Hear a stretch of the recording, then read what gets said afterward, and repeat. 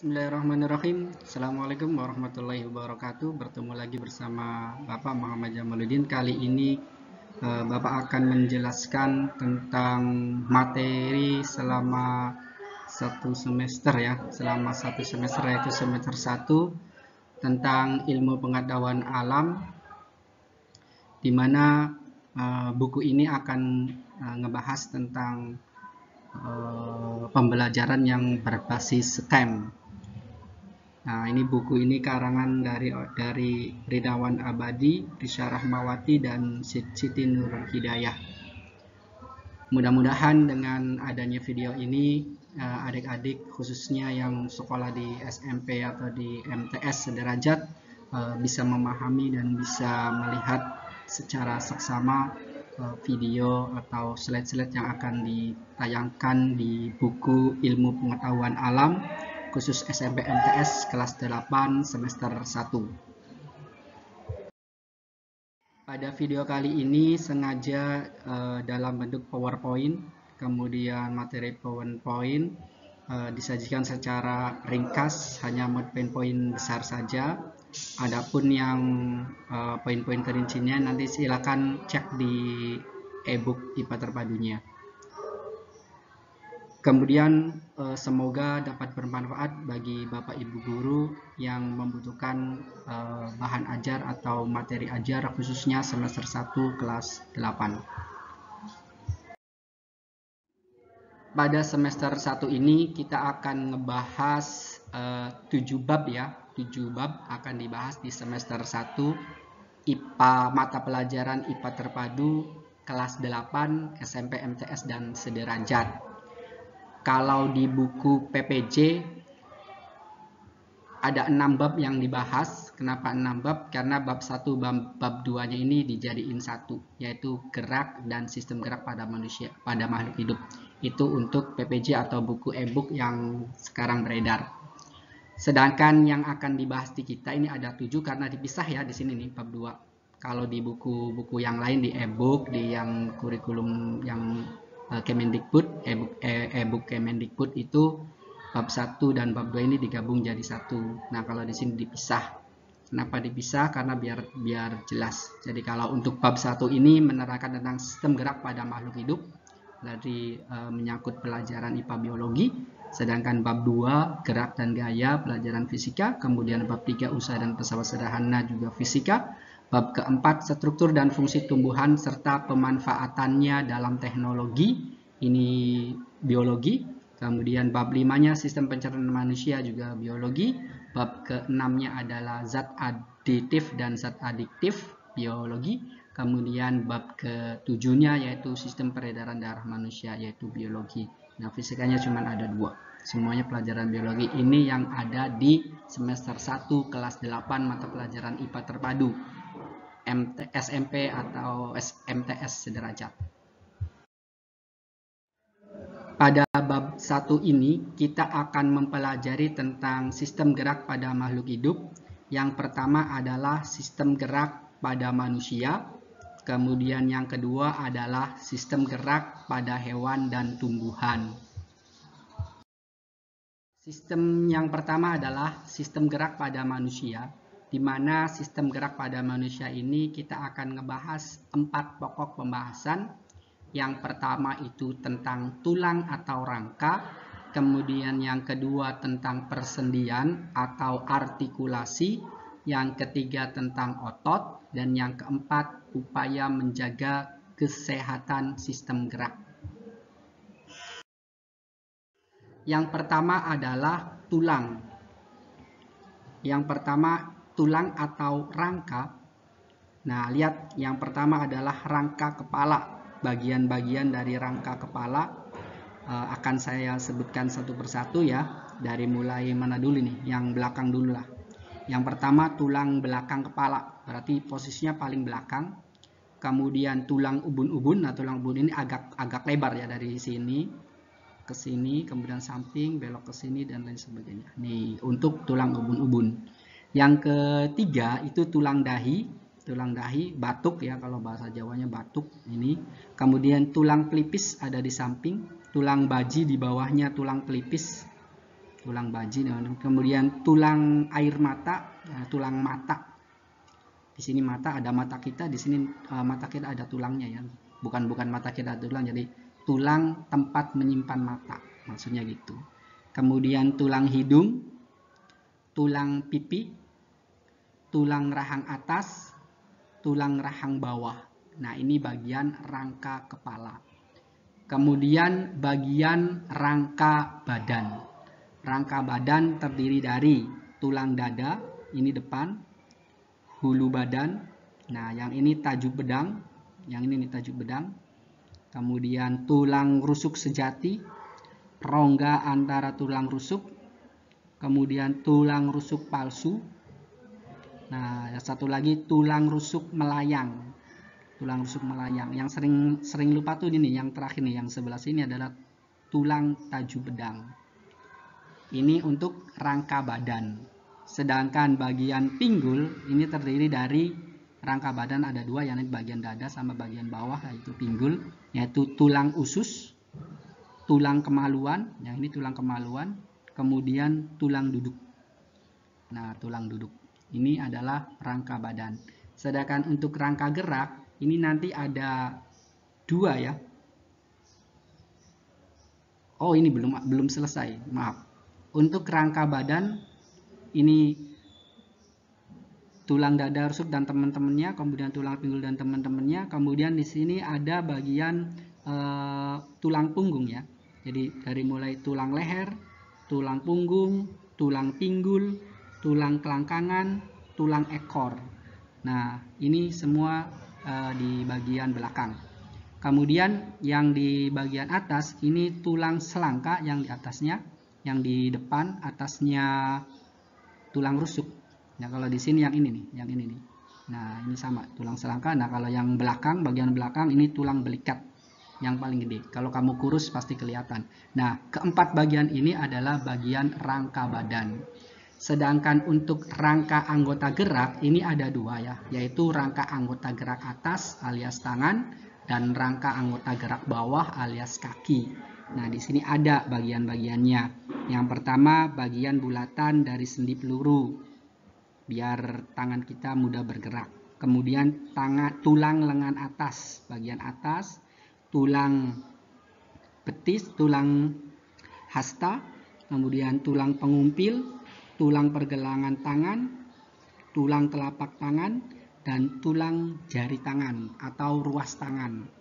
Ini untuk bagian anggota gerak atas. Kalau anggota gerak bawah, yaitu kaki, terdiri dari yang pertama tulang paha, kemudian tulang tempurung lutut, tulang kering, dan tulang betis, kemudian tulang pergelangan kaki, tulang telapak kaki, dan tulang jari kaki atau tulang ruas jari kaki. Nah, ini adalah anggota gerak badan. Jadi tulang atau rangka ini terdiri dari yang pertama bagian rangka kepala, kemudian bagian rangka badan, kemudian bagian rangka anggota gerak. Bahasan yang kedua yaitu tentang persendian atau artikulasi. Nah, persendian ini dibagi menjadi 3 bagian atau 3 macam. Yang pertama sendi mati atau sinartrosis, yang kedua sendi gerak atau diartrosis, yang ketiga sendi kaku atau amfiartrosis. Nah, untuk sendi gerak ini biasanya ada sendi geser, sendi engsel, sendi putar, sendi peluru, dan sendi pelana.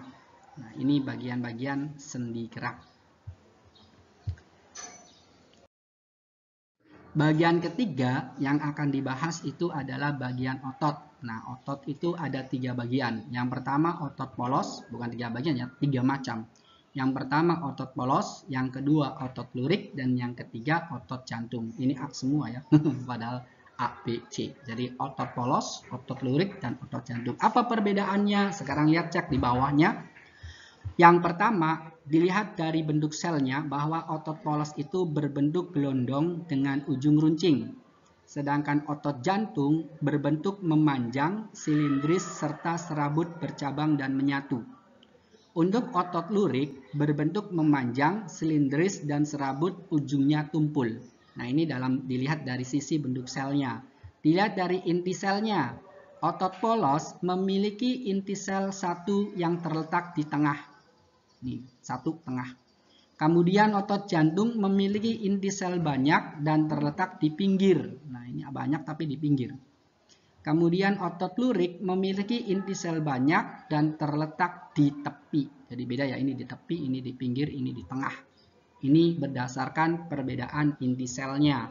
Sedangkan untuk perbedaan sitoplasmanya, kalau otot polos, sitoplasmanya tanpa garis melintang yang jelas. Sedangkan otot jantung, sitoplasmanya dengan garis melintang yang jelas. Kemudian otot lurik, sitoplasmanya dengan garis melintang yang jelas. Yang keempat, perbedaan dari cara kerjanya. Kalau otot polos ini bekerja secara involunter, di luar kehendak. Jadi dia kerja sendiri aja tuh. Jadi involunter.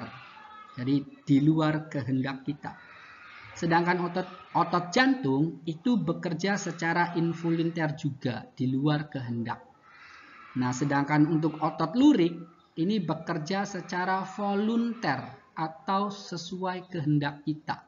Jadi bahasanya ini sadar, ini tidak sadar, ini tidak sadar. Itu dari cara kerjanya. Dan yang kelima, perbedaan dari kecepatan kontraksinya. Kalau otot polos, kontraksi bersifat lambat, sedangkan otot jantung, kontraksi bersifat kuat dan berirama, sedangkan otot lurik, kontraksi bersifat cepat. Cepat itu artinya kalau kita butuh gerak langsung, nah itu cepat ya. Kalau jantung berirama karena ada detak sininya, dek, dek, dek, dek, kayak gitu. Sedangkan kalau untuk kontraksi bersifat lambat, otot polos ya.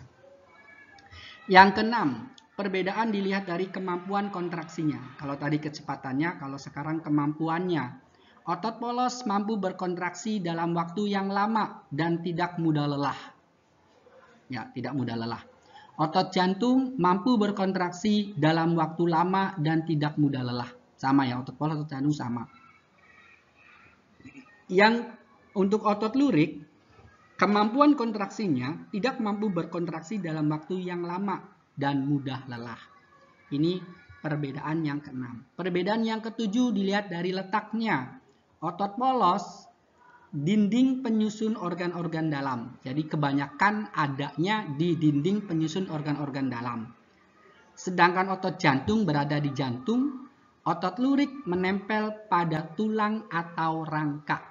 Nah, ini untuk otot polos, otot lurik, otot jantung, perbedaannya. Ini sudah komplit ya, dari mulai bentuk selnya, inti selnya, sitoplasma, cara kerja, kecepatan kontraksi, kemampuan kontraksi, dan letak posisi ototnya ada di mana.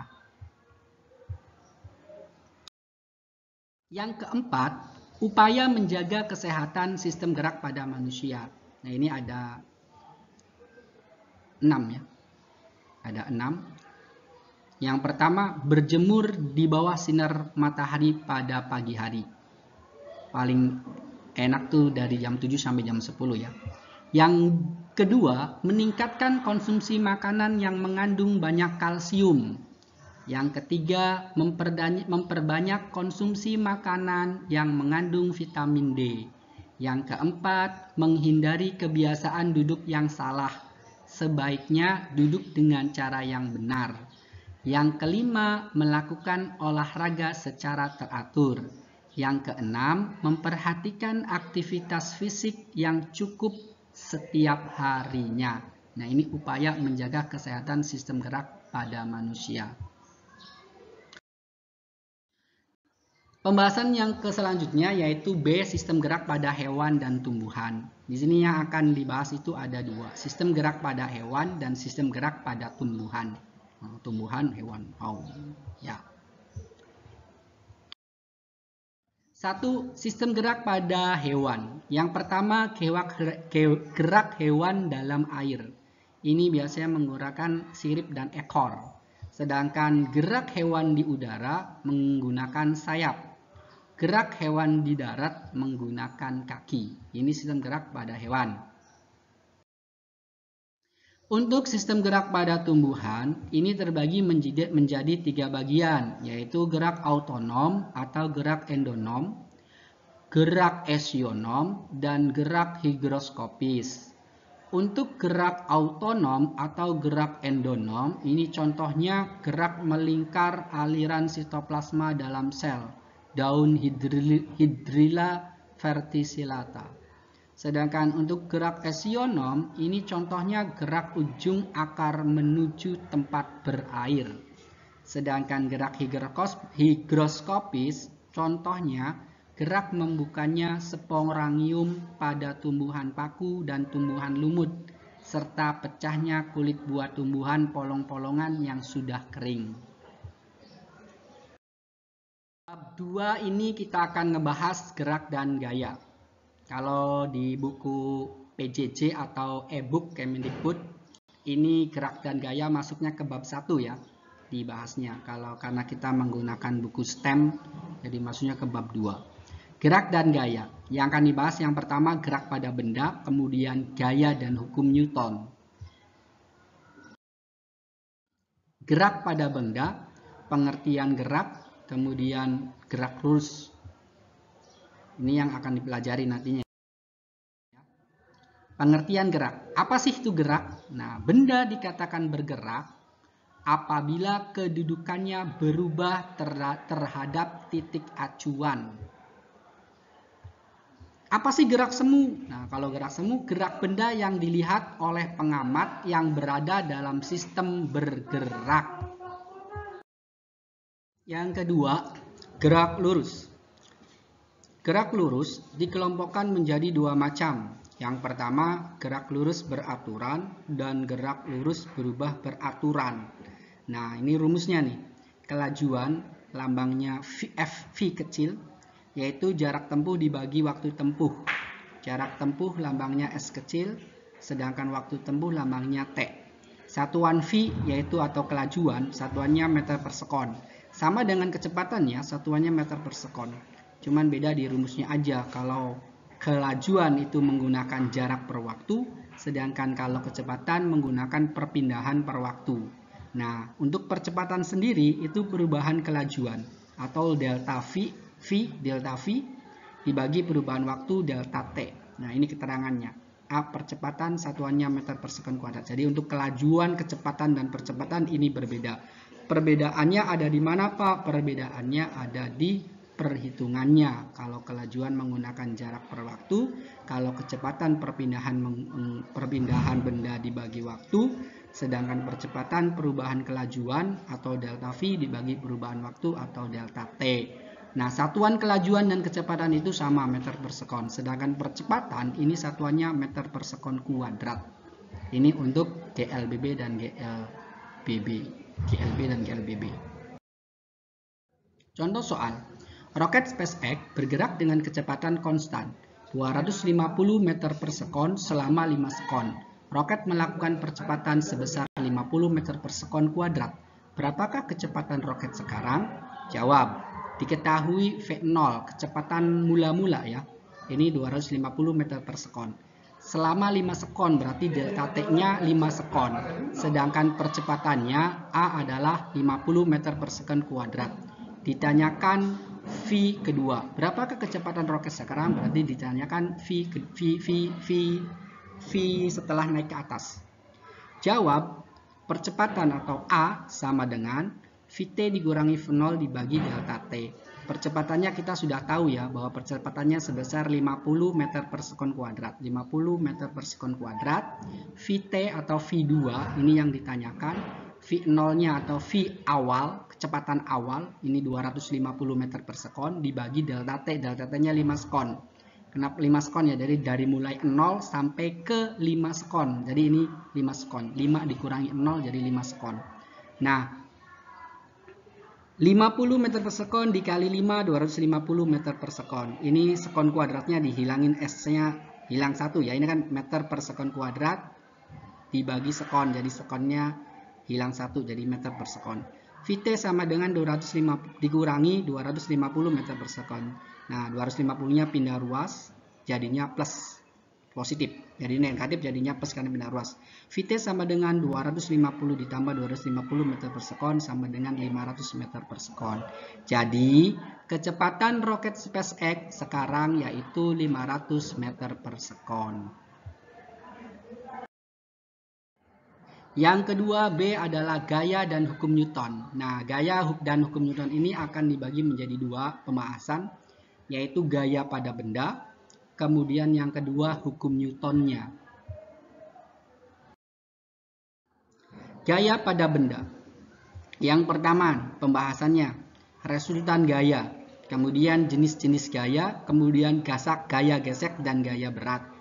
Untuk resultan gaya yaitu perpaduan dua gaya atau lebih. Nah, perhatikan F1, F2, F3 ini berada di arah paling kanan. Berarti kalau nyari resultannya tinggal ditambah saja F1 ditambah F2 ditambah F3.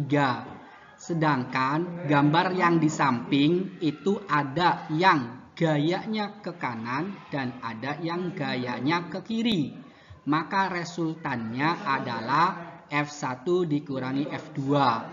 Di mana nanti hasilnya resultannya itu ke arah kiri. Karena kirilah yang paling panjang.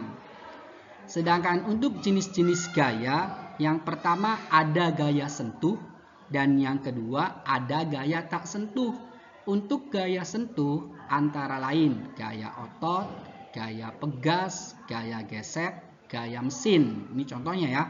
Untuk gaya tak sentuh, gaya magnet, gaya gravitasi, gaya listrik, dan gaya berat. Yang ketiga, gaya gesek dan gaya berat. Yang pertama, gaya gesek. Gaya gesek ini formulanya atau rumusnya adalah sigma F sama dengan MA. Jadi F sama dengan massa dikali A. A itu percepatan benda. Nah, maka nanti karena ada gesekan berarti nanti F dikurangi FK. Ya, F itu gaya yang bekerja dikurangi FK atau gaya gesek kinetisnya sama dengan M dikali A. Nah, ini rumus gaya gesek. Jadi kalau ada benda diberikan sebuah gaya, kemudian dia bergesekan dengan bidang atau tanah, maka menggunakan rumus seperti ini. Yang kedua, gaya berat. Gaya berat W sama dengan M kali G. W-nya kecil ya, karena nanti ada juga W besar yaitu usaha. Rumusnya W sama dengan F kali A. Rumusnya untuk gaya berat rumusnya itu W sama dengan M kali G. Untuk W berat benda satuannya Newton, M adalah massa benda satuannya kilogram, dan G percepatan gravitasi bumi besarnya sekitar 9,8 meter per sekon kuadrat. Kalau tidak diketahui biasanya gravitasi ini 10 meter per sekon kuadrat, digenapin ya, dibulatin. Yang kedua, hukum Newton. Hukum Newton ada 3. Yang pertama, hukum Newton 1 menjelaskan tentang sifat benda yang cenderung mempertahankan keadaannya atau kelembamannya.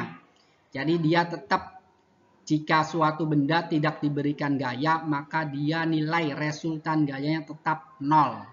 Sedangkan hukum 2 Newton yaitu jika ada resultan gaya yang bekerja pada sebuah benda, akan dihasilkan suatu percepatan dalam arah yang sama dengan resultan gayanya. Jadi jika ada resultan gaya yang bekerja pada sebuah benda, dia akan menghasilkan suatu percepatan dalam arah yang sama dengan resultan gayanya. Jadi sigma F-nya nanti M kali A, di mana M adalah massa benda dan A adalah percepatan bendanya. Kayak contoh roket di sini nih ya, karena dia punya massa, punya percepatan, maka dia naik ke atas, dorong.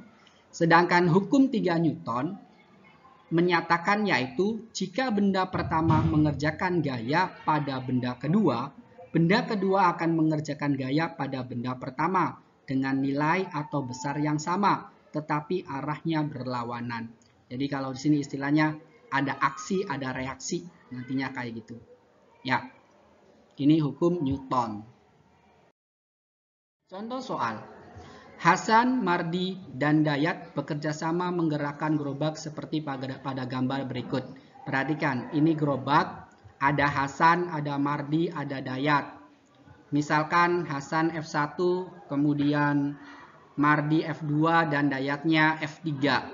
Diketahui massa gerobak beserta isinya sebesar 250 kg. Apabila gaya gesek yang dialami gerobak sebesar 200 Newton, tentukan A. Resultan gaya pada gerobak, B. Percepatan gerobak. Jawab. Diketahui F1-nya 150 Newton. Yang ini ya. F2-nya 100 Newton, kemudian F3-nya 150 Newton.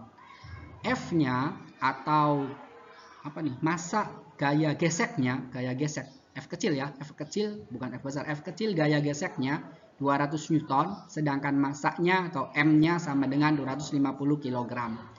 Ditanyakan resultan gaya. Ini harusnya sigma F ya, bukan S. Jadi sigma F, resultan gaya pada gerobak dan percepatan gerobak. Sigma F sama dengan F1 ditambah F2 ditambah F3 dikurangi F kecil. F kecil ini gaya geseknya, yaitu 150 Newton ditambah 100 Newton ditambah 150. 150 tambah 100, 250, 250, 400 Newton. 250 tambah 150, 400 Newton dikurangi 200 Newton, 200 Newton. Jadi resultan gaya pada gerobak sebesar 200 Newton.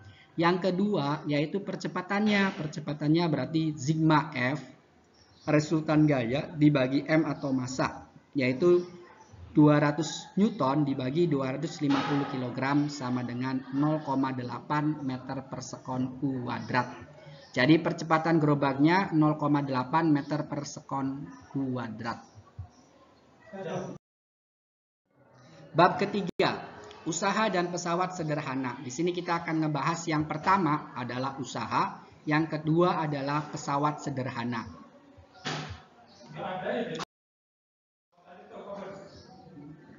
Di pembahasan usaha kita akan ngebahas tentang yang pertama pengertian usaha, kemudian yang kedua hubungan usaha dan energi. Yang satu, pengertian usaha. Apa sih itu usaha? Usaha dalam fisika erat hubungannya dengan gaya dan perpindahan. Bagaimana cara menghitung usaha? Nah, W sama dengan F kali S. Kemarin tadi salah ya. Abang ngomong W sama dengan F kali A, bukan, tapi F kali S. W adalah usaha, satuannya Joule. F adalah gaya, Newton, satuannya Newton. Dan S adalah perpindahan, satuannya meter. Yang kedua, hubungan usaha dan energi. Bagaimana hubungan usaha dan energi? Nah, perhatikan. Usaha dan energi. W, ini usaha, ini energi ya. Ini usaha, ini energi, ini usaha, ini energi. Nah, energi itu ada dua. Energi kinetik dan energi potensial. Kalau energi kinetik berarti setengah mv kuadrat. Kalau ininya delta EK berarti delta EK, jadi energi kinetik kedua dikurangi energi kinetik ke satu sama dengan setengah M buka kurung V2 kuadrat dikurangi V1 kuadrat. M itu adalah massa, V adalah kecepatannya. Sedangkan untuk energi potensialnya itu rumusnya MGH ya, karena usaha sama dengan delta energi potensial berarti EP2 dikurangi EP1. Ini salah, P1 nih, bukan 2. Sama dengan MG buka kurung H2 dikurangi H1 tutup kurung. Bagaimana dengan laju energi atau daya? Laju energi atau daya itu rumusnya P sama dengan W per T. Daya itu satuannya Joule per sekon ya. Jadi W per T. Jadi W-nya usaha dibagi T-nya adalah waktu. W-nya yang mana? Karena kalau W-nya ini berarti pakainya ini. Kalau W-nya yang tadi F kali S berarti F kali S. Kalau W-nya energi potensial berarti pakainya energi potensial. Ya, itu untuk daya. Contoh soal. Rano berlari di lintasan melingkar. Berarti melingkar lintasannya ya. Kecepatan berlari Rano 2,5 meter per sekon. Saat melewati belokan, kecepatan berkurang menjadi 1,9 meter per sekon. Jika massa Rano 45 kg, berapa usaha yang dilakukan Rano saat berbelok? Yang pertama, seperti biasa ya, kalau mengerjakan soal cerita fisika itu diketahui dulu biar jelas. Jadi ada pemodelan matematikanya. Diketahui dulu M-nya atau masanya 45 kg. V1-nya 2,5 meter per sekon. V2-nya 1,9 meter per sekon.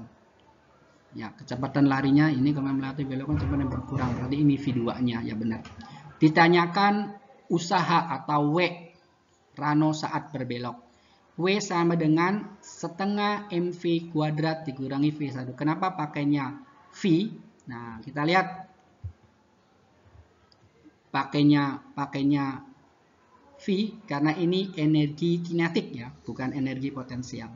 Nanti dibahas di SMA kelas 1, yaitu perbedaan energi potensial dan energi kinetik. Kita di sini ringkasannya saja ya. Setengah M-nya itu 45, V2-nya itu 1,9 kuadrat, dikurangi V1-nya 2,5 kuadrat. Setengah dikali 45, 1,9 kuadrat itu 3,61 dikurangi 6,25. Jadi 3,61 dikurangi 6,25 yaitu negatif 2,664. Dikali 45 dibagi 2 yaitu negatif 59,4 Joule. Usaha bernilai negatif karena kecepatan Rano berkurang. Jadi usaha yang dilakukan Rano saat berbelok sebesar 59,4 Joule. Yang kedua, pesawat sederhana. Satu, jenis-jenis pesawat sederhana. Kemudian yang kedua, prinsip kerja pesawat sederhana pada otot dan rangka. Nah, ini akan ada dua pembahasan. Yang pertama, jenis-jenis pesawat sederhana. Ini ada 4 ya, jenis pesawat sederhana. Yang pertama, tuas atau pengungkit. Yang kedua itu bidang miring. Yang ketiga adalah roda bergandar atau roda bergerigi. Yang ketiga adalah katrol. Nah, untuk yang pertama dulu tuas atau pengungkit. Keuntungan mekanis yang didapatnya sama dengan LK per LB. LK itu lengan kuasa, LB itu lengan beban. Atau W sama dengan F. W-nya itu beban, F-nya itu kuasa dalam Newton. Nah, ini gambarnya nih, pengungkit. Ini LK, ini LB. Ini lengan kuasa, berarti ini F-nya. Ini F-nya. Sedangkan ini lengan kuasa, ini F. Ini LB, lengan beban, dan ini adalah bebannya, W, satuannya Newton. Untuk bidang miring, contohnya adalah eskalator nih yang di sini. Nah, sedangkan untuk roda bergandar atau roda bergerigi, kayak roda sepeda motor ya. Nah, untuk katrol, ini contohnya ini. Nah, lihat, untuk bidang miring. Keuntungan mekanisnya W per F sama ya. Nah, untuk jika diketahui panjang dan tingginya, berarti keuntungan mekanisnya adalah S per H. S panjang, H tinggi, satuannya meter. Untuk roda berganda atau roda bergerigi, keuntungan mekanisnya adalah jari-jari roda dibagi jari-jari gandar. R dibagi R besar dibagi R kecil. Untuk katrol, ini ada 3. Katrol tetap, katrol bergerak, dan katrol takal. Katrol tuh gabungan dari katrol tetap dan katrol bergerak ya. Katrol tetap, keuntungan mekanisnya 1. Katrol bergerak, keuntungan mekanisnya 2. Katrol takal, keuntungan mekanisnya 3. Jadi kalau sendiri tetap 1, bergerak berarti ada 2. Kalau yang ini berarti 3 ya. Rumusnya W sama dengan sepertiga W sama dengan keuntungan mekanisnya. Ini untuk jenis-jenis pesawat sederhana. Contoh soal. Boni membantu ayahnya mengangkat kotak seberat 3000 Newton. Dalam mengangkat kotak, Boni menggunakan katrol yang disusun sesuai gambar di samping. Jika kotak terangkat setinggi 3 meter, hitunglah panjang tali yang ditarik Boni. Ini katrolnya ya. Ini katrol ada beban atau ketak. Jarak dari sini adalah 3 meter. Yang pertama diketahui W-nya, berat kotaknya yaitu 3000 Newton. Kemudian SB Kotak terangkat setinggi 3 meter, berarti SB lengan beban itu 3 meter. Ditanyakan panjang tali yang dari poni, SK, kuasanya, F-nya nih, ini tali ininya berapa. Jadi M sama dengan W per F. M-nya itu 3 meter, 3000 dibagi F. Maka F-nya sama dengan 3000 dibagi 3, yaitu 1000 Newton. W kali SB sama dengan F kali SK. Ini ya, W, S ini beban, F itu SK ini kuasa. Jadi kalau F kalinya kuasa, lengan kuasa, kalau W dikalinya lengan beban. Kalau dalam perbandingannya berarti nanti ketemu W sama dengan F sama dengan SK per SB. 3000 Newton dibagi 1000 Newton sama dengan SK per 3 meter per 3. Jadi ini 3000 dibagi 1000 3. SK-nya itu 3 kali 3, 9. Jadi SK-nya 9. Jadi tali yang ditarik mempunyai panjang 9 meter. Ini 3 meter, dan tali yang ini panjangnya 9 meter. Ya, itu untuk contoh mekanik katrol. Yang kedua, prinsip kerja pesawat sederhana pada otot dan rangka. Perhatikan gambar ya. Prinsip pesawat sederhana yang terlihat dalam kedua aktivitas. Yang pertama, gambar A. Ini aktivitas tersebut menerapkan prinsip pesawat sederhana jenis pengungkit yang meliputi pengungkit jenis 1, 2, dan 3. Yang B, gambar B ini. Aktivitas tersebut menerapkan prinsip pesawat sederhana jenis bidang miring dan pengungkit. Ya, ini prinsip kerjanya. Bab keempat, struktur dan fungsi tumbuhan serta pemanfaatan dalam teknologi. Dalam bab 4 ini akan dibahas 3 pokok pembahasan. Yang pertama, struktur dan fungsi organ tumbuhan. Yang kedua, struktur dan fungsi jaringan penyusun tumbuhan. Dan yang ketiga, teknologi yang terinspirasi dari struktur tumbuhan. Nah, kayak gini. Akar ya. Yang akar semakin dalam, semakin kuat, maka semakin kuat pula bangunannya. Ini fungsi aplikasi teknologinya. Baik, yang pertama adalah struktur dan fungsi organ tumbuhan. Nah, organ tumbuhan ini terbagi menjadi 5. Ada yang bilang cuma 4, ada yang bilang juga 3. Karena bunga, buah, dan biji ini diferensial atau pergabungan dari daun katanya. Ada juga yang teman, kebanyakan bilang bahwa organ tumbuhan itu memang ada 5. Akar, batang, daun, bunga, buah, dan biji. Ada yang menyebutkan 4 ya, karena buah dan biji ini adalah diferensiasi atau perkembangan dari bunga. Itu untuk struktur dan fungsi organ tumbuhan. Yang pertama, akar. Sistem perakaran pada tumbuhan dapat dibedakan menjadi 2. Yaitu sistem perakaran serabut pada tumbuhan Monocotyledoneae atau monokotil dan sistem perakaran tunggang pada tumbuhan Dicotyledoneae atau dikotil. Nah, ini tunggal, ini serabut tunggal. Akar tumbuhan juga dapat mengalami perubahan atau diferensiasi bentuk sesuai dengan fungsinya. Misal, akar pada wortel, ini wortel ya, bermodifikasi menjadi umbi akar untuk menyimpan cadangan makanannya. Nah, ini wortel. Jadi akarnya bermodifikasi jadi menyimpan cadangan makanan, makanya dia gede. Ya, ini untuk akar. Yang kedua, batang. Batang tumbuhan Dicotyledonae atau dikotil umumnya bercabang-cabang dan berkayu. Beberapa di antaranya memiliki batang herbaceous atau basah, misalnya bayam. Yang kedua, batang tumbuhan Monocotyledoneae atau monokotil umumnya tidak bercabang atau lurus, tumbuh ke atas. Selain itu, punya ruas-ruas atau terlihat jelas ruasnya. Nah, ini untuk batang. Yang ketiga itu daun. Ini ada banyak perbedaannya ya, melengkung, menjari, sejajar, dan menyirip. Nah, ini ada pertulangan daun, ada yang menjari, menyirip, melengkung, dan ada yang sejajar. Ini sejajar, ini gambarnya ya, dan jelas. melengkung seperti ini, menjari seperti ini, sejajar seperti ini, menyirip seperti ini. Yang kedua, pertulangan daun yang menjari, menyirip dan melengkung terdapat pada tumbuhan Dicotyledonea atau tumbuhan dikotil. Jadi menjari, menyirip, melengkung ada di dikotil. Sedangkan pertulangan daun yang sejajar ya terdapat pada tumbuhan Monocotyledoneae atau tumbuhan monokotil. Yang ketiga, bunga. Bunga ini ada yang bunga lengkap dan ada yang bunga tidak lengkap. Bunga lengkap artinya memiliki seluruh bagian steril dan fertil.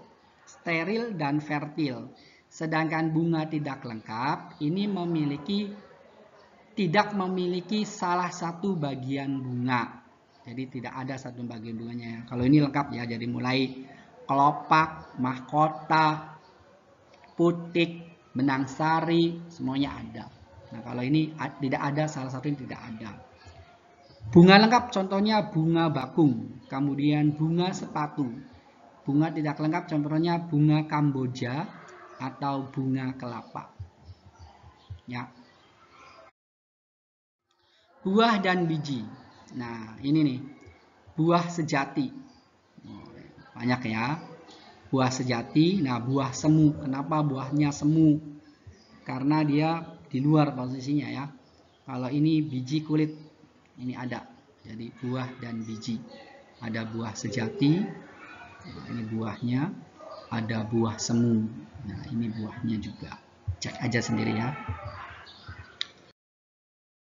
Yang ke B atau ke bagian yang kedua, struktur dan fungsi jaringan penyusun tumbuhan. Kita akan ngebahas dua. Yang pertama, jaringan penyusun tumbuhan.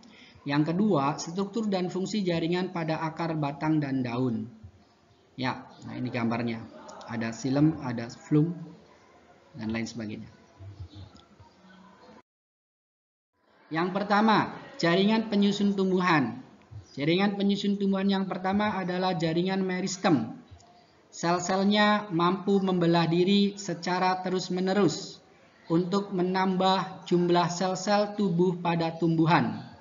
Yang kedua, sel-selnya berdinding tipis, berbentuk bulat, lonjong, atau poligonal, dan relatif kaya akan protoplasma.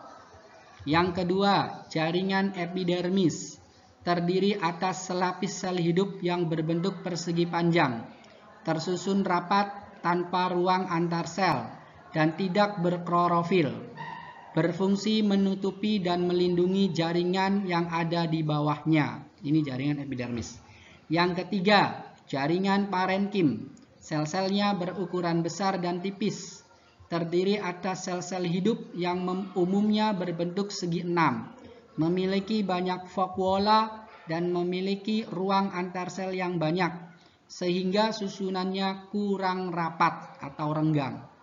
Yang keempat, jaringan penyokong, yaitu jaringan kolenkim dan sklerenkim, penguat pada organ-organ tumbuhan yang masih aktif mengadakan pertumbuhan dan perkembangan, kolenkim. Penguat pada organ-organ tumbuhan yang tidak lagi mengadakan pertumbuhan dan perkembangan, atau sklerenkim. Yang kelima, jaringan pengangkut yang terdiri dari xilem dan phloem. Untuk xilem berfungsi mengangkut air dan zat-zat mineral hara dari akar ke daun. Sedangkan phloem berfungsi mengangkut dan mengedarkan zat makanan hasil fotosintesis dari daun ke seluruh bagian tumbuhan. Nah, ini perbedaan xilem dan phloem. Bagian kedua itu kita akan membahas tentang struktur dan fungsi jaringan pada akar, batang, dan daun. Yang ini adalah akar dikotil dan monokotil. Nah, ini batang dikotil dan monokotil. Ini jaringannya ya. Nah, lihat perbedaannya nih. Akar dikotil dan akar monokotil. Kalau akar dikotil rapih susunannya ya. Kalau monokotil rada acak. Jadi epidermis, korteks, endodermis, phloem, xilem, parisikel. Epidermis, korteks, endodermis, phloem, xilem, parisikel. Nah, phloem xilemnya menyebar kalau di akar. Kalau pada batang dikotil monokotil ini juga terjadi perbedaannya. Ini rapi susunannya, ini menyebar. Jadi kalau batang dikotil, epidermis, korteks, endodermis, flum, cambium, xilem. Ampulur tengah-tengah. Jadi xilem bagian paling dalam. Untuk monokotilnya, batang monokotilnya, epidermis, korteks, xilem, flum, perisikkel. Ya. Nah, ini adalah struktur dan fungsi jaringan pada akar, batang, dan daun. Ini daun ya. Ini daun, xilem, stomata. Nah, ini epidermis atas, epidermis bawah. Mesofil spora, mesofil. Ya, palisade, jaringan bunga karang. Jaringan tiang. Ini jaringan bunga karang sini. Jaringan palisade, jaringan tiang. Lanjut, yang C, teknologi yang terinspirasi dari struktur tumbuhan. Ini teknologinya. Yang pertama, teknik pemasangan batu bata. Susunannya dilihat dari sel yang numpuk kayak batu bata. Yang kedua, teknik fondasi cakar ayam. Ini akar ya. Yang ketiga, teknik panel listrik tenaga surya. Nah, ini daun. Yang keempat, teknik pembuatan air mancur dan sumur bor. Yang kelima, teknik sensor cahaya. Gerak tumbuhan ya.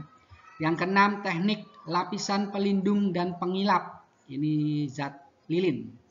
Yang ketujuh, teknik pemurnian air. Ya, saringan nantinya. Yang pertama, teknik pemasangan batu bata. Nah, lihat ini batu bata, ini adalah jaringan epidermis. Jaringan epidermis. Jadi yang pertama susunan batu bata, yang kedua jaringan epidermis. Jaringan epidermis memiliki bentuk seperti balok, tersusun rapat dan tidak memiliki ruang antar sel. Keadaan inilah yang mengilhami teknik pemasangan batu bata. Yang kedua, teknik pondasi cakar ayam. Yang A, pohon nyur atau kelapa, bukan kelapa ya, nyur. Yang kedua, pondasi cakar ayam. Pohon nyur memiliki akar serabut yang mampu menopang tanaman tersebut meskipun struktur tanahnya tidak stabil. Dari sinilah struktur akar tanaman nyur diadopsi untuk menciptakan fondasi berserabut, pipa beton yang menyangga gedung-gedung besar. Nah, ini contoh teknik fondasi akar ayam ya, cakar ayam. Yang ketiga, teknik panel listrik dengan surya. Di Eropa sudah banyak menggunakan gini, jadi gentengnya pakai panel surya. Teknologi ini dibuat dengan meniru prinsip daun yang memanfaatkan energi matahari untuk menghasilkan energi kimia. Yang keempat, teknik pembuatan air mancur dan sumur bor. Pembuatan air mancur dan sumur bor terinspirasi dari konsep kapilaritas pada jaringan xilem. Daya kapilaritas ini memungkinkan akar dan batang tumbuhan menyerap air naik melawan gaya gravitasi bumi. Yang kelima, teknik sensor cahaya. Teknik sensor cahaya merupakan teknik yang digunakan pada lampu penerangan jalan yang dilengkapi dengan fotoresistor atau LDR, Light Independent Resistor, dan saklar pengatur on-off otomatis. Teknik ini terinspirasi dari tumbuhan kaktus. Tumbuhan kaktus memiliki stomata yang dapat membuka pada malam hari dan menutup pada siang hari untuk mengurangi penguapan air. Proses membuka dan menutupnya stomata ini dipengaruhi oleh aktivitas sel penjaga stomata. Di dalam sel penjaga ini terdapat reseptor cahaya yang disebut fotoreseptor yang menginspirasi pembuatan fotoresistor pada lampu penerangan jalan. Yang keenam, teknik lapisan pelindung dan pengilap.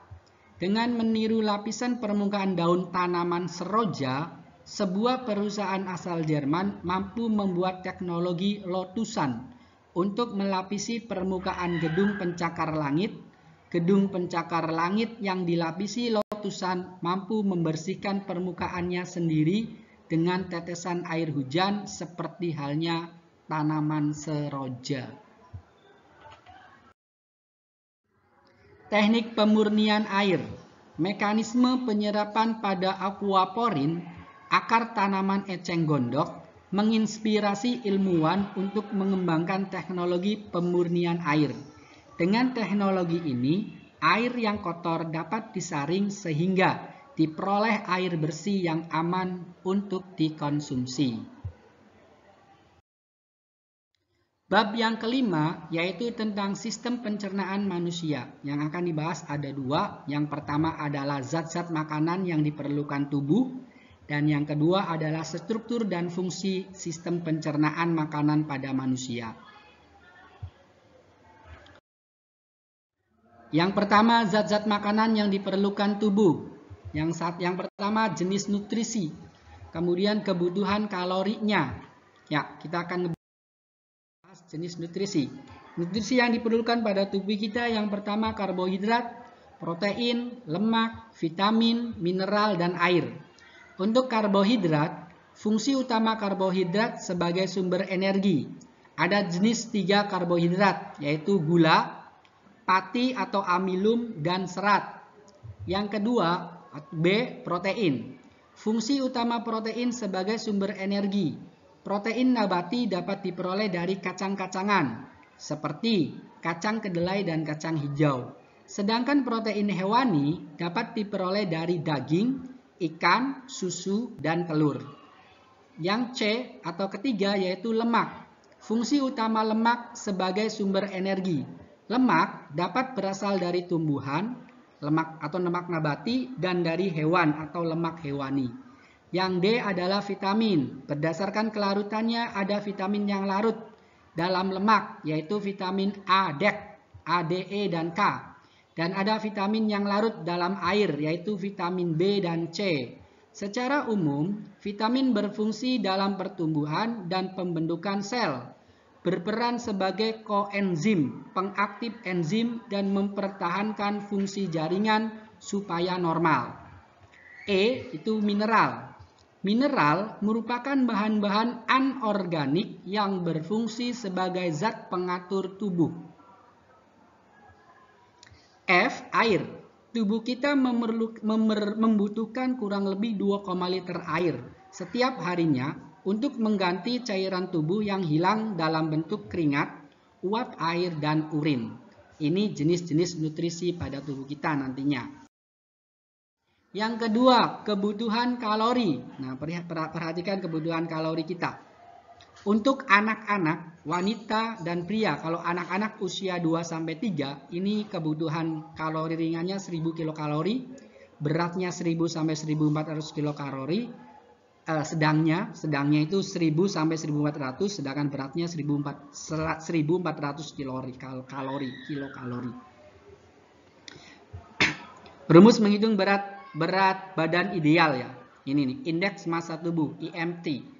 Massa tubuh kilogram dibagi tinggi tubuh dikali tinggi tubuh meter. Tinggi tubuh dikali tinggi tubuh meter. Kok tinggi? Berat badan kali tinggi tubuh. Ya. Nah, kalau ketemunya ini berarti kalau normal ini nih 18,5. Ini kilokalorinya. Ya. Pada dasarnya, penghitungan berat badan ideal dan kebutuhan kalori dapat dilakukan dengan rumus seperti diuraikan di atas. Nah, ini rumusnya ya. Sebagai contoh, peserta didik A memiliki berat badan 40 kg dan tinggi badan 145 cm. Nilai IMT-nya sebagai berikut. IMT sama dengan 40 kg per 1,45 meter dikali 1,45 meter. 20 kg dibagi 2,10 meter sama dengan 19,04. Jadi peserta didik A sudah memiliki berat badan ideal 19 itu di sini nih normal, berarti berat badannya ideal. Memiliki berat badan ideal. Oleh karena itu peserta didik tersebut perlu menjaga berat badan idealnya dengan cara menghitung kebutuhan kalorinya untuk setiap hari, yaitu 30 kilokalori dikali 40 kg sama dengan 1200 kilokalori. Jadi, asupan kalori setiap harinya sekitar 1200 kilokalori. Catatan, pada keadaan normal setiap hari tubuh menggunakan energi sekitar 30 kilokalori untuk setiap 1 kilogram berat tubuh. Nah, ini kebutuhan kalori. Yang B, yang kedua, struktur dan fungsi sistem pencernaan makanan pada manusia. Kita akan membahas 4 bagian. Yang pertama, organ pencernaan utama, organ pencernaan tambahan, proses pencernaan makanan, gangguan pada sistem pencernaan, dan upaya penanggulangannya. Yang pertama, organ pencernaan utama. Di dalam mulut, makanan dicerna secara mekanik dan kimiawi. Nah, ini mulut. Mulut, kerongkongan. Alat-alat pencernaan yang membantu proses pencernaan di dalam mulut yaitu gigi, lidah, dan kelenjar ludah. Yang kedua, makanan yang telah dicerna di rongga mulut akan ditelan dan masuk ke kerongkongan. Yang ketiga, di dalam lambung terjadi proses pencernaan makanan secara mekanik dan kimiawi. Mekanik, kalau kimiawi itu pakai zat ya, enzim, pakainya enzim. Kalau mekanik itu pakai alat kayak gigi, kemudian proses meremas-meremas di lambung. Nah, makanya kenapa di lambung ada 2, mekanik dan kimiawi. Karena yang pertama ada proses meremas menggunakan remas-remas di lambung. Yang keduanya menggunakan enzim yang dikeluarkan oleh lambung untuk mencerna makanan. Di dalam usus halus, makanan dicerna secara kimiawi. Usus besar memiliki fungsi utama yaitu mengatur kadar air pada sistem makanan. Yang terakhir adalah anus, terdiri atas 2 lapisan otot yaitu otot polos dan otot lurik. Kedua jenis otot ini bekerja sama mengeluarkan fases atau defekasi. Nah, ini urutan organ pencernaan utamanya nih. 1 mulut, kerongkongan, lambung, kemudian usus halus, usus besar, baru ke anus. Ya, ini urutannya. Organ pencernaan tambahan. Apa itu organ pencernaan tambahan? Organ pencernaan tambahan merupakan organ yang tidak dilewati makanan tetapi berperan dalam proses pencernaan makanan. Organ pencernaan tambahan terdiri atas hati dan pankreas. Sel-sel hati menghasilkan getah empedu yang mengandung kolesterol, asam kolik, garam empedu, lesitin, bilirubin, dan elektrolit. Getah empedu akan dikeluarkan ke usus 12 jari yang berperan dalam mengemulsikan lemak menjadi butiran-butiran lebih halus sehingga mudah dicerna oleh enzim lipase. Getah pankreas mengandung zat-zat seperti berikut. 1. Natrium bikarbonat berfungsi menetralkan keasaman isi usus dengan menaikkan pH-nya menjadi 7,1 sampai 8,5. Yang kedua, enzim amilase berfungsi merombak amilum menjadi maltosa dan glukosa. Yang ketiga, enzim tripsin berfungsi memecahkan molekul protein menjadi asam amino. Yang keempat, enzim lipase berfungsi memecah lemak menjadi asam lemak dan gliserol. 3. Proses pencernaan makanan. Nah, ini mekanis sama kimiawi ya. Kalau mekanis berarti proses pemecahan makanan yang berukuran besar menjadi berukuran lebih kecil atau halus dengan bantuan gerakan alat pencernaan. Kalau kimiawi yaitu proses penguraian makanan dari bentuk kompleks ke bentuk yang lebih sederhana dengan bantuan enzim pencernaan. Makanya kalau kimiawi berarti pakainya enzim, kalau mekanis berarti pakainya alat. Itu ya. 4. Kita akan mempelajari tentang gangguan pada sistem pencernaan dan upaya penanggulangannya. Yang pertama, karies gigi. Karies gigi terjadi ketika bagian luar gigi atau enamel terkena asam yang diproduksi bakteri, lalu dinetralisasi oleh ludah.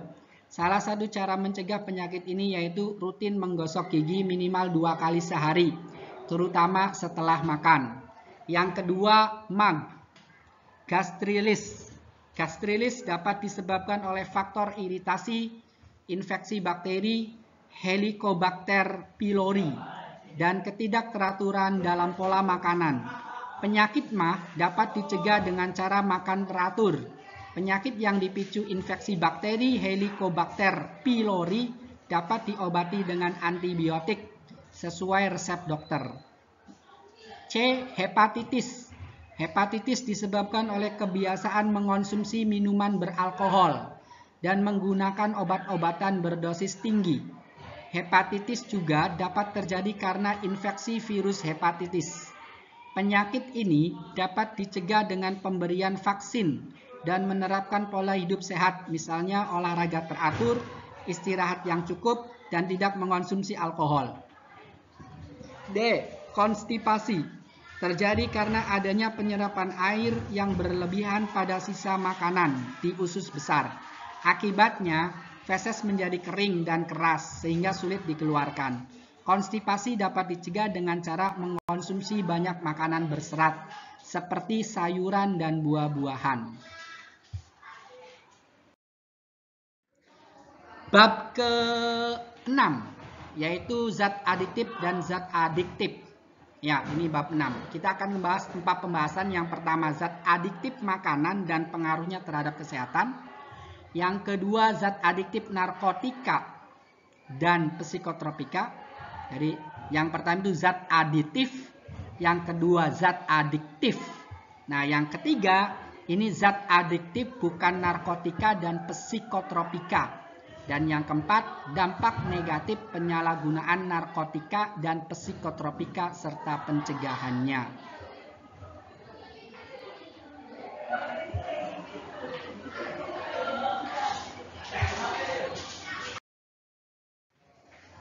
Yang pertama, zat aditif makanan dan pengaruhnya terhadap kesehatan.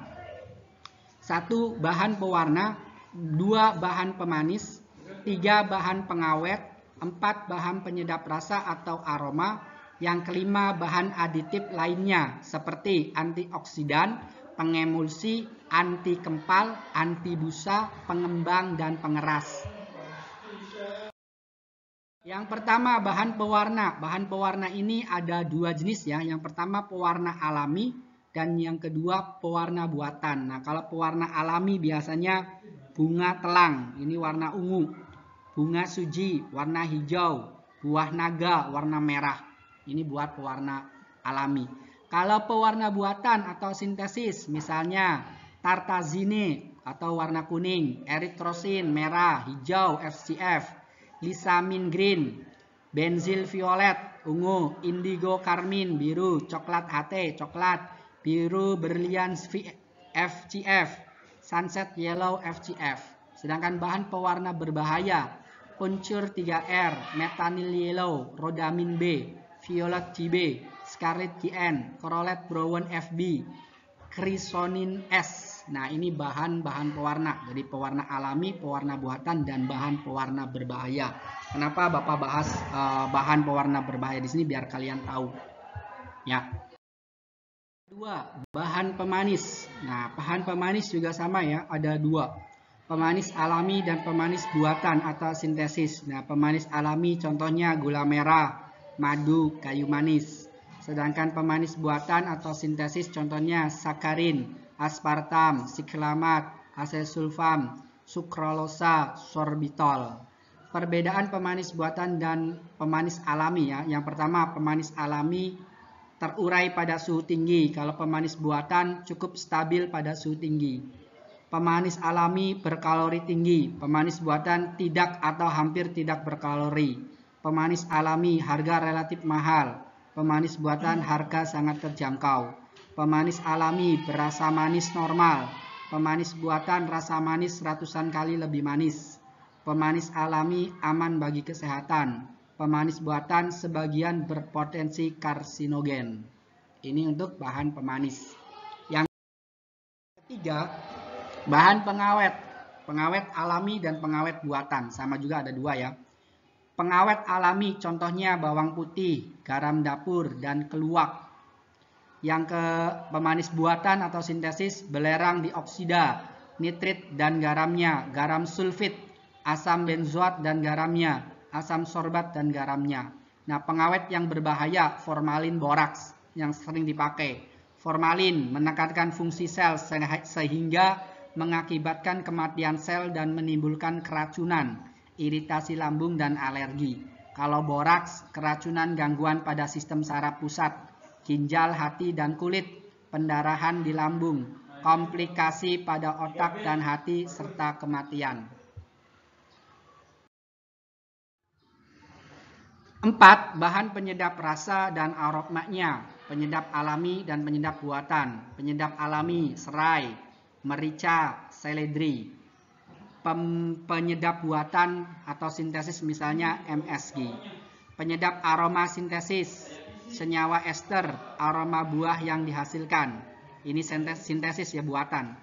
Oktil asetat, rasa jeruk. Isomil asetat, pisang. Isomil valerat, apel. Isobutil propionat, rum. Propil asetat, pir. Etil butirat, nanas. Etil asetat, arbei. Butil asetat, murbei. Amil asetat, pisang Ambon. Nah, ini penyedap aroma sintesis atau buatan. Yang kelima, bahan adiktif lainnya. Yang pertama, bahan antioksidan, pengemulsi, bahan anti kempal, bahan anti busa, bahan pengembang, bahan pengeras. Nah, ini ada semua ya, bahan adiktif lainnya. B. Zat adiktif, narkotika, dan psikotropika. Kita nanti akan membahas dua. Yang pertama, jenis-jenis zat adiktif, dan yang kedua adalah ciri-ciri pecandu narkotika dan psikotropika. Yang pertama, jenis-jenis zat adiktif. Nah, ini zat adiktif itu ada dua ya, jenis narkotika sama psikotropika. Kalau narkotika ada 3 bagian, narkotika golongan 1, golongan 2, dan golongan 3. Kalau golongan 1, contohnya opium, kokain, meskalina, psilocybina. Kalau golongan 2, morfin, metanil, petidina, metadon. Golongan 3, contohnya kodein, etilmorfina. Untuk psikotropika, ini juga terbagi menjadi 4 golongan. Golongan 1, 2, 3, dan 4. Golongan 1 psikotropika, contohnya prolamfetamina, tenamfetamina. Golongan 2, metilfenidat, amineptina. Golongan 3, katina, pentazosina. Golongan 4, diazepam, barbital. Ini obat-obat terlarang ya, jangan dikonsumsi, bahaya. Ciri-ciri pecandu narkotika dan psikotropika. Ini cirinya. Yang pertama dari otak, menurun daya ingatnya. Yang kedua mata, pupil melebar yang menyebabkan insomnia. Kemudian yang ketiga jantung, menyebabkan pecahnya pembuluh darah. Kemudian hati, melemahnya aktivitas sel-sel. Yang kelima pencernaan, daya tahan tubuh turun dan mudah sakit. Kulit menjadi kering dan keriput. Nah, ini contoh ciri-ciri pecandu narkotika dan psikotropika. Yang C, zat adiktif bukan narkotika dan psikotropika, terdiri dari rokok, alkohol, kafein, dan zat inhalansia. Rokok, ini gambar rokoknya ya. Karbon monoksida, nikotin, tar. Ini bagian-bagiannya banyak banget nih. Nggak bakalan disebutin lah, terlalu banyak. Silakan dicek sendiri, perhatikan baik-baik gambarnya. Ini bagian-bagian dari rokok. Ini bukan jenis psikotropika, bukan jenis narkotika, tapi sangat berbahaya. Alangkah baiknya jika kita menghindari rokok. Karena lihat bahan-bahannya ini sangat-sangat beracun semua. Ya. Yang kedua, alkohol. Nah, alkohol ini ada golongan A, golongan B, golongan C. Kalau golongan A, kadar etanolnya 1% sampai 5%, bir biasanya. Golongan B, kadar etanolnya 5% sampai 20%. Contohnya anggur atau wine. Golongan C, kadar etanolnya 20% sampai 45%. Whisky, vodka, TKW, Manson House, Johnny Walker, Kamput. Ini contoh alkohol. Tidak boleh ya, haram. Yang ketiga, kafein. Kafein biasanya ada di kopi, kemudian daun teh sama coklat. Ini biasanya ada. Yang keempat, zat inhalansia, thinner, varnish, dan correction pen. Nah, ini ada, jangan dihisap. Dampak negatif penyalahgunaan zat aditif dan pencegahannya. Yang pertama, dampak negatif penyalahgunaan zat aditif. Yang kedua, penyembuhan dan pencegahan penyalahgunaan zat aditif. Dampak negatif penyalahgunaan zat adiktif. Yang pertama, golongan depresan. Merusak hati, menimbulkan rasa sakit kejang-kejang, mengakibatkan ketergantungan, melemahkan sistem saraf, mengakibatkan kematian apabila overdosis. Yang kedua, golongan stimulan, menaikkan tekanan darah, merusak sel-sel saraf, denyut nadi tidak beraturan, menurunkan berat badan, mengakibatkan paranoid dan kematian. Golongan halusinogen. Yang pertama, merusak ginjal dan sel saraf, mempengaruhi daya ingat dan konsentrasi, mengakibatkan kebingungan dan kegilaan. Nah, ini dampak negatif penyalahgunaan zat adiktif. 2. Penyembuhan dan pencegahan penyalahgunaan zat adiktif. Penyembuhannya, yang pertama, pertolongan pertama, resusitasi, detoksifikasi, rehabilitasi. Nah, yang biasa sering dilakukan adalah rehabilitasi. Sedangkan untuk pencegahannya, tidak terlibat dalam jaringan peredaran narkotika dan psikotropika, baik langsung maupun tidak langsung, serta seperti pemakai atau pengedar. Menolak ajakan teman atau orang yang baru dikenal apabila menawarkan narkotika dan psikotropika, meskipun diberi secara gratis tanpa harus membelinya. Biasanya pertama gratis dulu, kalau sudah kecanduan baru bayar. Kecanduan lagi bayarnya makin mahal, akhirnya kamu gila sendiri. Kemudian memberitahukan kepada pihak berwajib setempat apabila mengetahui adanya sindikat narkotika dan psikotropika. Ini demi kebaikan kita bersama ya, sama-sama menjaga diri kita, orang lain, dan teman-teman kita, saudara-saudara kita, agar terhindar dari narkotika dan psikotropika. Ini nggak boleh. Bab ke-7, atau bab yang terakhir di semester ke-1, itu tentang sistem peredaran darah manusia. Kita akan ngebahas dua hal. Yang pertama, struktur dan fungsi sistem peredaran darah manusia. Kemudian yang kedua, gangguan dan kelainan pada sistem peredaran darah serta upaya pencegahan dan penanggulangannya. A. Struktur dan fungsi sistem peredaran darah manusia. 1. Komponen-komponen penyusun sistem peredaran darah. Kemudian mekanisme peredaran darah pada manusia. Dan yang ketiga, frekuensi denyut jantung. 1. Komponen-komponen penyusun sistem peredaran darah. Ada 3. Darah, jantung, dan pembuluh darah. Darah terdiri dari 3 bagian, sel darah merah, sel darah putih, dan keping darah. Sedangkan jantung terdiri atas 4 ruang, kemudian bekerja dengan cara kontraksi dan relaksasi. Pembuluh darah terdiri dari pembuluh nadi, pembuluh balik, dan pembuluh kapiler. Mekanisme peredaran darah manusia. Nah, mekanismenya, perhatikan gambar.